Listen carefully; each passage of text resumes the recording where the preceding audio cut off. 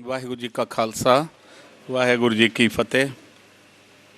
ਇੱਕ ਵੀਰ ਜੀ ਨੇ ਇੱਕ ਸੁਜੈਸ਼ਨ ਦਿੱਤੀ ਸੀ ਕਿ ਇਤਵਾਰ ਨੂੰ ਜਿਹੜਾ ਅਸੀਂ ਸਕੂਲ ਦੀ ਬਿਲਡਿੰਗ ਵਿੱਚ ਲੰਗਰ ਕਰਦੇ ਹਾਂ, ਇਹ ਗੁਰਦੁਆਰੇ ਦੇ ਲੰਗਰ ਹਾਲ ਵਿੱਚ ਕੀਤਾ ਜਾਏ ਤਾਂ ਜਿਹੜਾ ਹੈ ਵਧੀਆ। ਲੇਕਿਨ ਇੱਥੇ ਮਾਤਾ ਸੁੰਦਰੀ ਗੁਰਦੁਆਰੇ ਵਿੱਚ ਕੋਈ ਲੰਗਰ ਹਾਲ ਹੈ ਹੀ ਨਹੀਂ। ਇੱਕ ਛੋਟਾ ਜਿਹਾ ਐਵੇਂ ਬਰਾਮਦਾ ਜਿਹਾ ਹੈ, 2-4 ਬੰਦੇ ਹੀ ਬੈਠ ਸਕਦੇ ਨੇ। ਲੰਗਰ ਹਾਲ ਅਜੇ ਇੱਥੇ ਬਣਿਆ ਨਹੀਂ ਹੈਗਾ, ਤਦ ਕਰਕੇ ਅਸੀਂ ਸਕੂਲ ਦੇ ਜਿਹੜੀ ਬੇਸਮੈਂਟ ਹੈ ਉਸ 'ਤੇ 'ਚ ਲੰਗਰ ਕਰਦੇ ਹਾਂ ਜੀ। ਹੁਣ ਦਾ ਸਾਡਾ ਦੂਸਰਾ ਵਿਸ਼ਾ ਜਿਹੜਾ ਹੈ ਉਹ ਹੈ ਗੁਰਮਤਿ ਵਿੱਚ ਸੇਵਾ ਦਾ ਸੰਕਲਪ। ਕੱਲ੍ਹ ਦੇ ਲੈਕਚਰ 'ਚ ਥੋੜ੍ਹੀ ਜਿਹੀ ਤਬਦੀਲੀ ਹੈ। ਕੱਲ੍ਹ ਦਾ ਇੱਕ ਲੈਕਚਰ ਤਾਂ ਪਰਮਾਤਮਾ ਦੀ ਸਰਵ ਵਿਆਪਕਤਾ 'ਤੇ ਹੈ, ਨਿਰਗੁਣ ਸਰਗੁਣ, ਔਰ ਦੂਸਰਾ lecture woman empowerment, rights and duties, ਨਾਰੀ ਚੇਤਨਾ ਦੇ ਉੱਤੇ ਗੁਰਮਤਿ ਵਿੱਚ ਜਾਂ ਗੁਰੂ ਗ੍ਰੰਥ ਸਾਹਿਬ ਦੇ ਵਿੱਚ woman the empowerment and ਰਿਸਪੋਂਸਿਬਿਲਿਟੀਜ਼ and duties ਬਾਰੇ। ਕੱਲ੍ਹ ਦਾ ਲੈਕਚਰ ਡਾਕਟਰ ਜਸਵੰਤ ਸਿੰਘ ਜੀ ਪਹਿਲਾ ਕਰਨਗੇ ਔਰ ਦੂਸਰਾ ਲੈਕਚਰ ਭਾਵਨਾ ਮਲਿਕ ਉਹ ਲੈਕਚਰ ਕਰਨਗੇ। ਹੁਣ ਦਾ ਲੈਕਚਰ ਸੇਵਾ ਹੈ। ਹੁਣ ਇਹ ਇੱਕ ਐਸਾ ਸੰਕਲਪ ਹੈ ਸੇਵਾ ਦਾ, ਔਰ ਨਾਮ ਸਿਮਰਨ ਦੀ ਤਰ੍ਹਾਂ ਮੈਂ ਕਹਿ ਸਕਦਾ ਕਿ ਸੇਵਾ ਨੂੰ ਵੀ ਅਸੀਂ ਜਿਸ ਹਿਸਾਬ ਇਸ ਸੰਕਲਪ ਨੂੰ ਦੇ ਵਿੱਚ ਅਸੀਂ ਵਿਚਰ ਰਹੇ ਹਾਂ, ਸੱਚ ਜਾਣਨਾ ਬੜੀ ਵਾਰ ਇਹ ਨਾਮੋਸ਼ੀ ਹੁੰਦੀ ਹੈ, ਪਰ ਸੇਵਾ ਦਾ ਜਿਹੜਾ ਫਿਲੋਸਫੀ ਹੈ ਉਹ ਕਿਤਨੀ ਵੱਡੀ ਹੈ, ਇਸ ਬਾਰੇ ਸਾਨੂੰ ਬਹੁਤ ਜ਼ਰੂਰੀ ਹੈ ਸਮਝਣਾ। ਅੱਜ ਦੇ ਇਸ ਮਾਹੌਲ ਵਿੱਚ, ਇਸ ਇਰਾ ਵਿੱਚ ਇਹ ਜਾਣਨਾ ਮੁਸ਼ਕਲ ਨਹੀਂ ਕਿ ਕਿਸੇ ਵੀ ਧਰਮ ਦੇ ਸਹੀ ਅਤੇ ਸੱਚੇ ਜਿਹੜੇ ਆਦਰਸ਼ ਹੁੰਦੇ ਨੇ ਉਸ ਧਰਮ ਦੀ, ਉਸ ਮਜ਼ਹਬ ਦੀ ਖੂਬਸੂਰਤੀ ਬਣ ਸਕਦੇ ਹੈ। ਤੋ ਇਸ ਲਈ ਸਾਨੂੰ ਚਾਹੀਦਾ ਹੈ ਕਿ ਆਪਣੇ ਮਜ਼ਹਬ ਦੀ, ਆਪਣੇ ਧਰਮ ਦੀ ਬੁਨਿਆਦੀ ਪੱਖਾਂ ਨੂੰ, ਉਹਨਾਂ ਦੇ ਆਦਰਸ਼ਾਂ ਨੂੰ ਰੋਸ਼ਨ ਕਰੀਏ ਅਸੀਂ। ਔਰ ਸਿੱਖ ਧਰਮ ਨਾਲ ਸੰਬੰਧਿਤ ਆਦਰਸ਼ਾਂ ਵਿੱਚੋਂ ਜਿਹੜਾ ਸੇਵਾ ਦਾ ਕੰਸੈਪਟ ਹੈ, ਜਿਹੜਾ ਸੇਵਾ ਦਾ ਆਦਰਸ਼ ਹੈ, ਇੱਕ ਬੜਾ ਅਹਿਮ ਹੈ। ਜੇ ਦੂਸਰੀ ਤਰਫ ਦੇਖੀਏ ਤਾਂ ਹਰ ਸਾਲ 8 ਮਈ ਨੂੰ ਵਰਲਡ ਦੇ ਵਿੱਚ ਇੱਕ ਦਿਨ ਮਨਾਇਆ ਜਾਂਦਾ ਜਿਹਨੂੰ ਕਹਿੰਦੇ ਨੇ ਰੈੱਡ ਕਰਾਸ ਡੇ, ਔਰ ਸਾਰੇ ਸੰਸਾਰ ਵਿੱਚ ਇਹਨੂੰ ਮਨਾਇਆ ਜਾਂਦਾ। ਰੈੱਡ ਕਰਾਸ ਦੀ ਵੀ ਜਿਹੜੀ ਸਥਾਪਨਾ ਹੋਈ ਹੈ ਉਹ ਅੱਜ ਤੋਂ 170 ਸਾਲ ਲਗਭਗ ਗੁਰੂ ਗੋਬਿੰਦ ਸਿੰਘ ਸਾਹਿਬ ਦਾ ਜਿਹੜਾ 1704 ਤੋਂ 170 ਸਾਲ ਹੋਰ ਪਿੱਛੇ ਲੈ ਜਾਓ। ਨਹੀਂ, ਰੈੱਡ ਕਰਾਸ ਤੋਂ ਪਹਿਲੇ ਜਿਹੜੇ ਗੁਰੂ ਗੋਬਿੰਦ ਸਿੰਘ ਸਾਹਿਬ ਹੋਏ ਨੇ, ਰੈੱਡ ਕਰਾਸ ਜਿਹੜਾ ਲਗਭਗ 170 ਸਾਲ ਪਹਿਲਾਂ ਹੋਇਆ। ਤਾਂ ਉਸ ਵਿੱਚ ਜਿਹੜੀ ਸੇਵਾ ਦੀ ਗੱਲ ਹੈ, ਉਸ ਰੈੱਡ ਕਰਾਸ ਦੇ ਹੋਂਦ ਵਿੱਚ ਆਉਣ ਤੋਂ 170 ਸਾਲ ਪਹਿਲੇ ਭਾਈ ਘਨੱਈਆ ਦੀ ਜਿਹੜਾ ਇਤਿਹਾਸ ਵਿੱਚ ਅਸੀਂ ਸੁਣਦੇ ਹਾਂ ਸਾਖੀ, ਕਿ ਕਿਸ ਤਰ੍ਹਾਂ ਉਹ ਇੱਥੇ ਜ਼ਿਕਰ ਵੀ ਉਸ ਦਿਨ ਡਾਕਟਰ ਹਰਭਜਨ ਸਿੰਘ ਜੀ ਕਰ ਰਹੇ। ਪਰ ਗੁਰੂ ਗ੍ਰੰਥ ਸਾਹਿਬ ਦੇ ਵਿੱਚ ਜਿਹੜੀ ਅਸੀਂ ਸੇਵਾ ਦੇ ਮਹੱਤਵ ਦੀ ਗੱਲ ਕਰਨੀ ਅੱਜ, ਉਹ ਬਹੁਤ ਬਹੁਤ ਅਹਿਮ ਹੈ। ਸੱਚ ਜਾਣਨਾ, ਅਸੀਂ ਜਿਸ ਸੇਵਾ ਦੇ ਕੰਸੈਪਟ ਦੇ ਨਾਲ ਕ੍ਰਿਸਚੈਨਿਟੀ ਪੂਰੇ ਵਰਲਡ ਦੇ ਵਿੱਚ ਛਾ ਗਈ, ਉਹ ਸੇਵਾ ਅਸੀਂ ਸਿਰਫ ਗੁਰਦੁਆਰਿਆਂ ਦੀ 4 ਦੁਆਰੀਆਂ ਤੱਕ ਸੀਮਤ ਕੀਤੀ ਹੋਈ ਹੈ। ਲੰਗਰ ਦੀ ਸੇਵਾ ਹੋਏ, ਜੋੜਿਆਂ ਦੀ ਸੇਵਾ ਹੋਏ, ਬਰਤਨਾਂ ਦੀ ਸੇਵਾ, ਮਾਂਜਣ ਦੀ ਸੇਵਾ ਹੋਏ।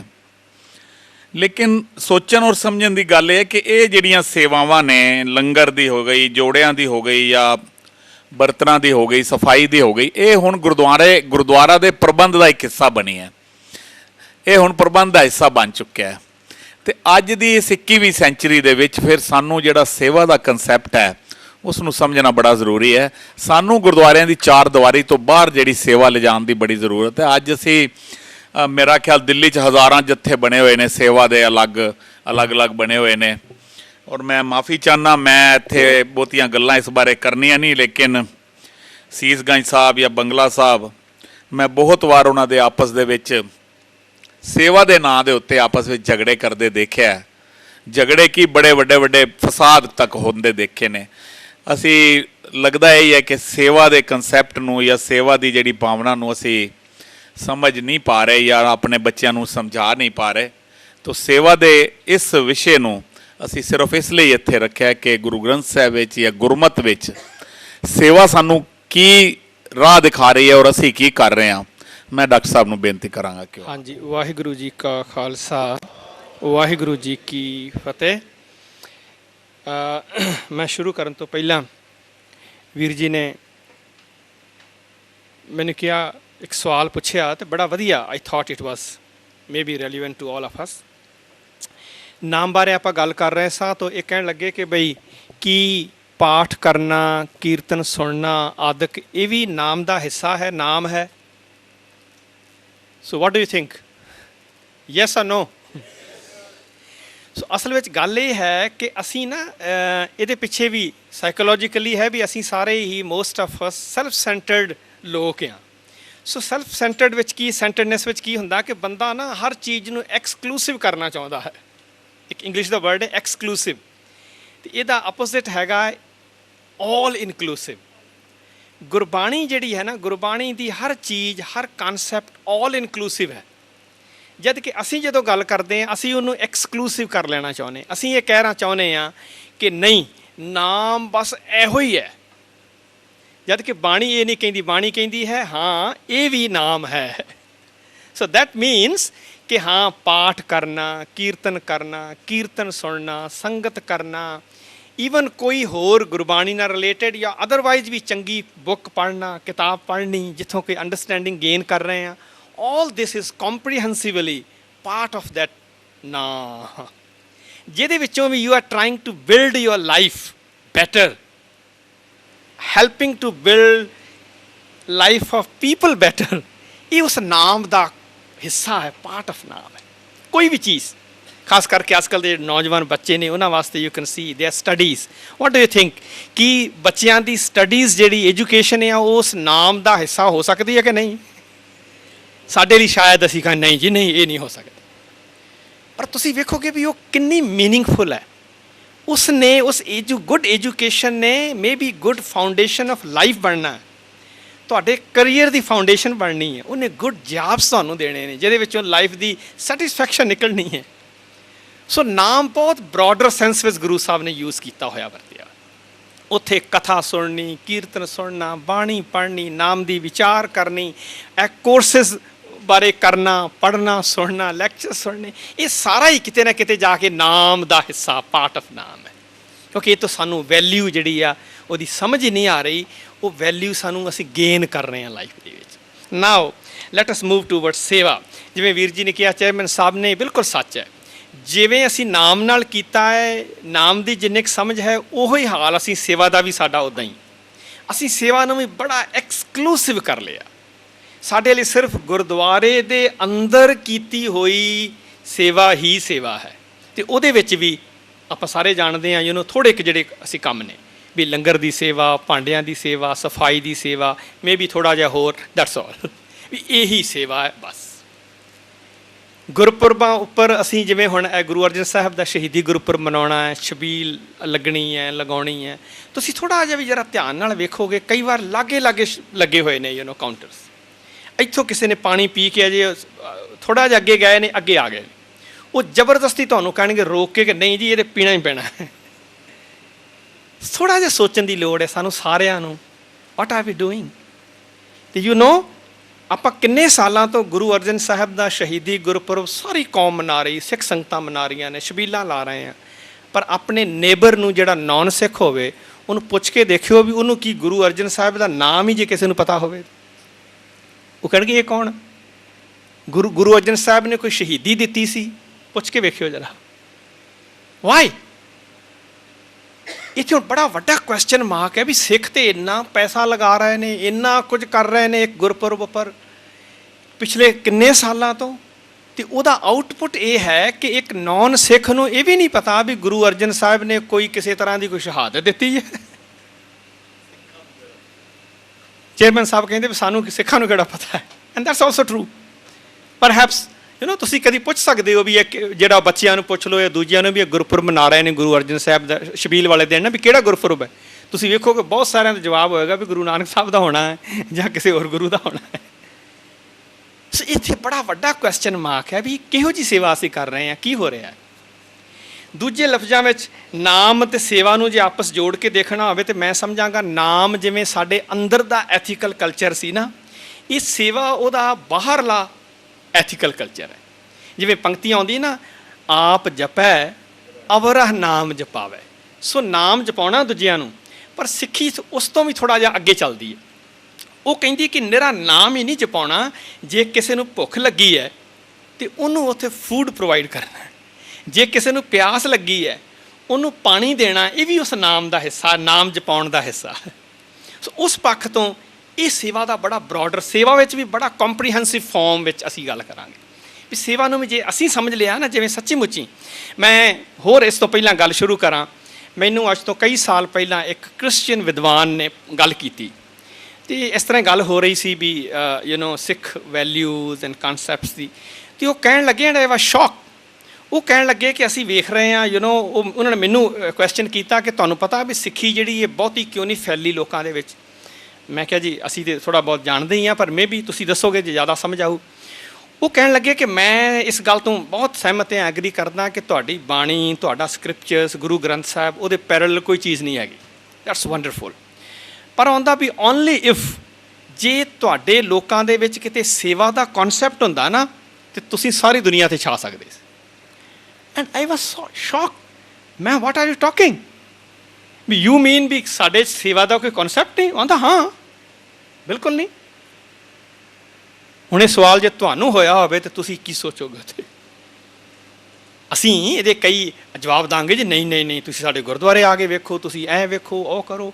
ਹੁਣ ਡੈਫੀਨੇਟਲੀ ਨੌਨ ਸਿੱਖਸ ਜਿਹੜਾ ਉਹ ਕਿ ਤੁਹਾਡੇ ਗੁਰਦੁਆਰੇ ਆ ਕੇ ਥੋੜ੍ਹੀ ਦੇਖੇਗਾ, ਉਹ ਤਾਂ ਆਪਣੀ ਬਾਹਰ ਲਾਈਫ ਉਹਨੇ ਲਿਵ ਕਰ ਰਿਹਾ, ਸਕੂਲਸ ਨੇ, ਕਾਲਜ ਨੇ, ਆਉਂਦਾ ਜਾਂਦਾ, ਉੱਥੇ ਵੇਖਣਾ ਉਹਨੇ, ਉਹ ਤਾਂ ਬਾਹਰ ਦੁਨੀਆ 'ਚ ਵੇਖ ਰਿਹਾ ਨਾ ਕੀ ਹੋ ਰਿਹਾ। ਸੋ ਅਸੀਂ ਉਹ ਗੁਰਦੁਆਰੇ ਦੇ ਅੰਦਰ ਵਾਲੀ ਜਿਹੜੀ ਅਸੀਂ ਕਾਰਵਾਈ ਕਰ ਰਹੇ ਹਾਂ, ਅਤੇ ਉਹ ਵੀ ਬਹੁਤਾ ਕਰਕੇ ਤੁਸੀਂ ਵੇਖੋ ਅਸੀਂ ਆਪਣੇ ਆਪ ਵਾਸਤੇ ਹੀ ਆ, ਅਸੀਂ ਉਹਨੂੰ ਹੀ ਸੇਵਾ ਸਮਝ ਰਹੇ ਹਾਂ। ਅਤੇ ਸ਼ਾਇਦ ਬਾਹਰ ਜੇ ਕੋਈ ਧਿਆਇਆ ਵੀ ਹੋਵੇ, ਪਾਣੀ ਮੰਗੇ, ਅਤੇ ਅਸੀਂ ਉਹੀ ਲੋਕ ਕਹਾਂਗੇ ਜੇ ਨਹੀਂ, ਨਾ ਸਾਡੇ ਕੋਲ ਟਾਈਮ ਹੈ ਅਤੇ ਨਾ ਪਾਣੀ ਹੈ। ਬਾਹਰ ਕਿਸੇ ਨੂੰ ਕੋਈ ਫੂਡ ਦੀ, ਕੋਈ ਹੋਰ ਕਿਸੇ ਤਰ੍ਹਾਂ ਦੀ ਹੈਲਪ ਕਰਨੀ, ਸ਼ਾਇਦ ਅਸੀਂ ਸਮਝਾਂਗੇ ਵੀ ਨਹੀਂ ਨਹੀਂ, ਇਸ ਗੱਲ ਨਾਲ ਸਾਡਾ ਕੀ ਮਤਲਬ ਹੈ, ਇਹ ਕੋਈ ਸੇਵਾ ਥੋੜ੍ਹੀ ਹੈ। ਸੋ ਇਹ ਥੋੜ੍ਹਾ ਜਿਹਾ ਸਾਨੂੰ ਸੋਚਣ ਦੀ ਲੋੜ ਹੈ ਵੀ ਦੂਜੇ ਲੋਕ ਇਹ ਸੋਚਦੇ ਨੇ, that sometime seems to be true, ਕਿ ਠੀਕ ਹੈ ਬਾਣੀ ਵਿੱਚ ਸੇਵਾ ਦਾ ਬਹੁਤ ਵੱਡਾ ਕਨਸੈਪਟ ਸੀ। ਅਤੇ ਮੈਂ ਵੇਖ ਰਿਹਾ ਜੇ ਗੁਰੂ ਸਾਹਿਬਾਨ ਦੀ ਹਿਸਟਰੀ ਵੇਖੋ ਨਾ, ਉੱਥੇ ਇੱਕ ਪਾਸੇ ਤੇ ਗੁਰੂ ਸਾਹਿਬ ਬਾਣੀ ਦੇ ਥਰੂ ਇਸ ਨਾਮ ਦੇ ਐਥੀਕਲ ਕਲਚਰ ਨੂੰ ਜਿਹੜਾ ਉਹ ਸਪਰੈਡ ਕਰ ਰਹੇ ਨੇ, ਦੂਜੇ ਪਾਸੇ ਜਿਹੜਾ ਸਭ ਤੋਂ ਵੱਡਾ ਟੂਲ ਉਹ ਵਰਤ ਰਹੇ ਨੇ ਉਹ ਹੈ ਸੇਵਾ ਵਾਲਾ। ਅਤੇ ਉੱਥੇ ਉਹ ਸੇਵਾ ਦਾ, ਇਹ ਸਾਡੇ ਵਾਲਾ ਨਹੀਂ, ਅੱਜ ਵਾਲਾ ਬਿਲਕੁਲ ਨਹੀਂ ਹੈਗਾ। ਈਵਨ ਇੱਥੋਂ ਤੱਕ ਕਿਹਾ ਜਾਂਦਾ ਕਿ ਗੁਰੂ ਅਰਜਨ ਸਾਹਿਬ ਨੇ ਹੀ ਪਰਹੈਪਸ ਪਹਿਲਾ ਦਰਬਾਰ ਸਾਹਿਬ ਬਣਾਇਆ ਸੀ, ਹਰਿਮੰਦਰ ਸਾਹਿਬ। ਉਸ ਤੋਂ ਪਹਿਲਾਂ ਕੋਈ ਆਰਗੇਨਾਈਜ਼ਡ ਸਿੱਖ ਗੁਰਦੁਆਰਾ ਬਣਿਆ ਹੋਵੇ ਇਹਦੀ ਵੀ ਨਹੀਂ ਕਿਤੇ ਪਤਾ ਲੱਗਦਾ। ਤਾਂ ਉੱਥੇ ਸੇਵਾ ਕਿਸ ਤਰ੍ਹਾਂ ਹੋ ਰਹੀ ਹੈ? Just few examples Guru Sahib ਦੀ ਹਿਸਟਰੀ 'ਚ ਲਾਈਵ ਐਗਜ਼ਾਮਪਲਸ ਨੇ ਵੀ ਇਹ ਇਸ ਤਰ੍ਹਾਂ ਉਹ ਸੀਗਾ।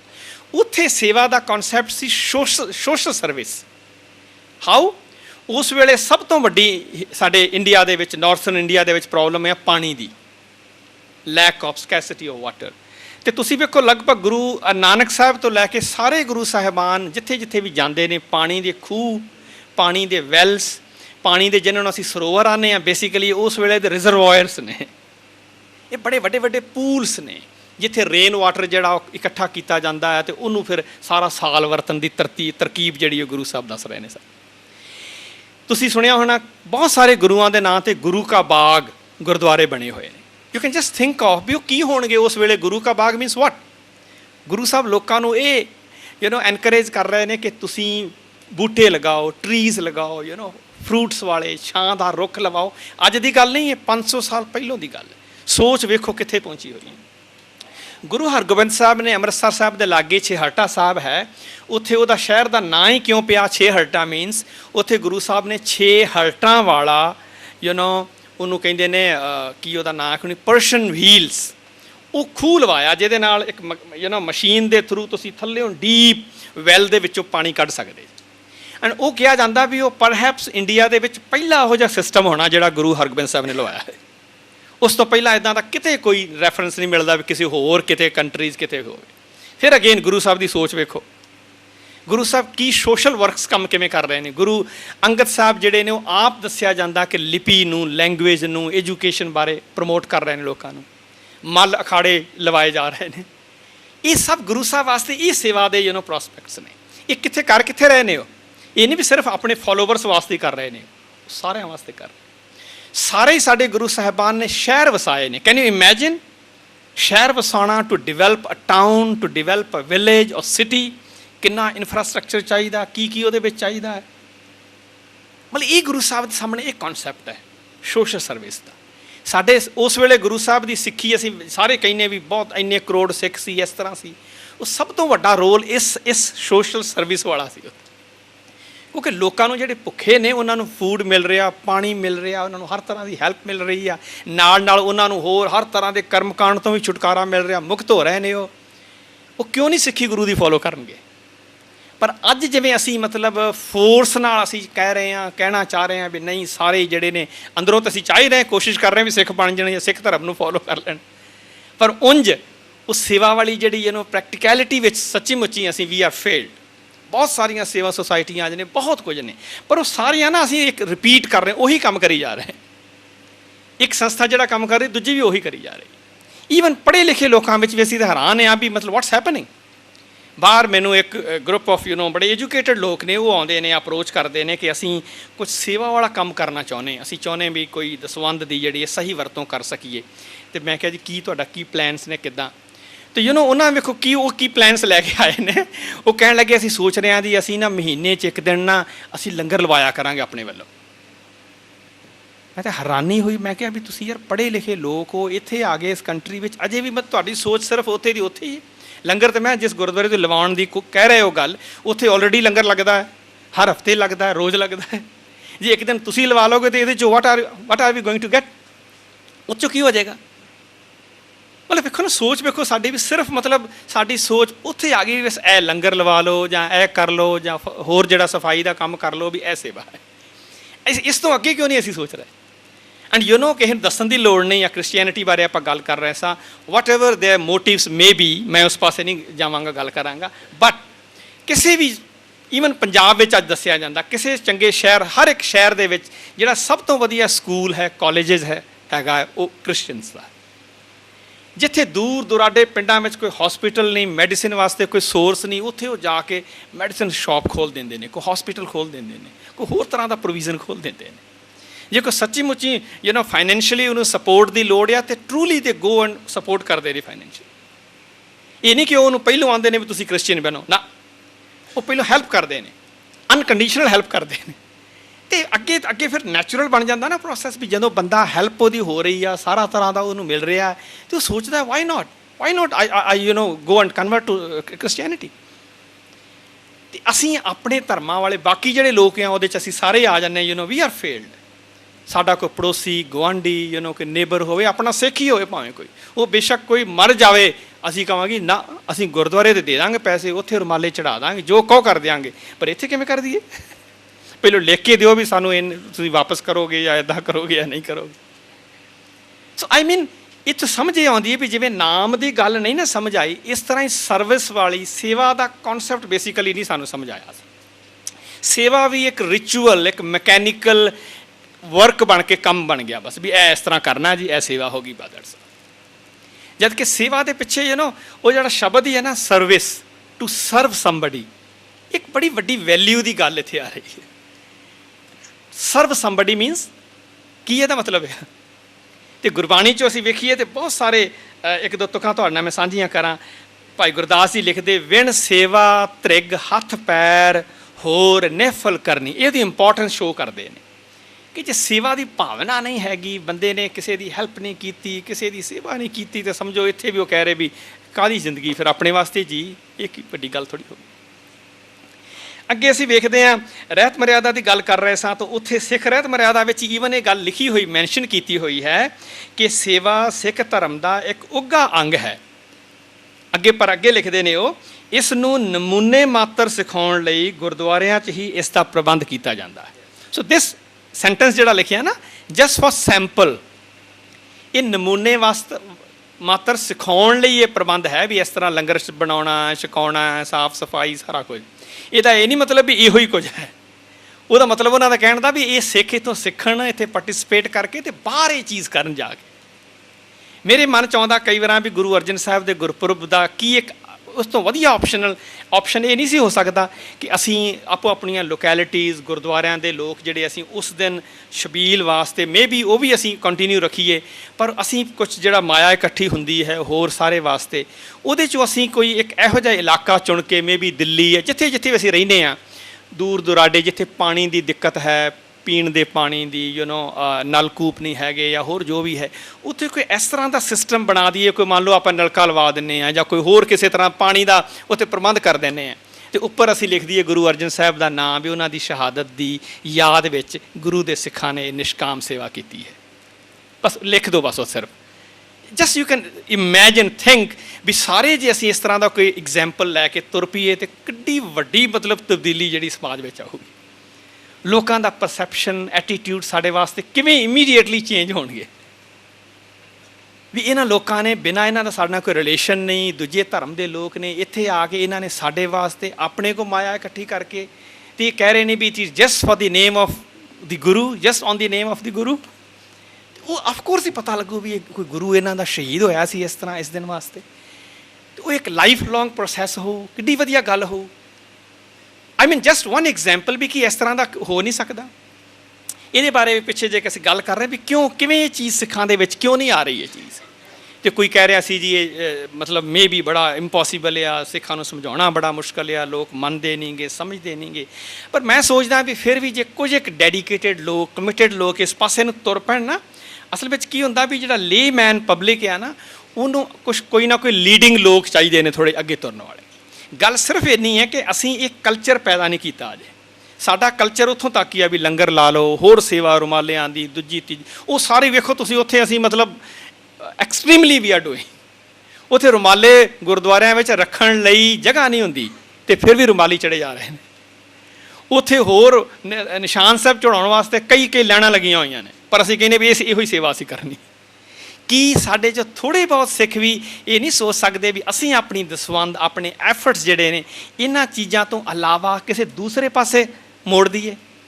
ਐਂਡ ਆਈ ਥਿੰਕ ਵੀ ਸਿਰਫ ਥੋੜ੍ਹਾ ਜਿਹਾ ਨਾ ਸ਼ੁਰੂ ਕਰਨ ਦੀ ਕੋਸ਼ਿਸ਼ ਹੈ।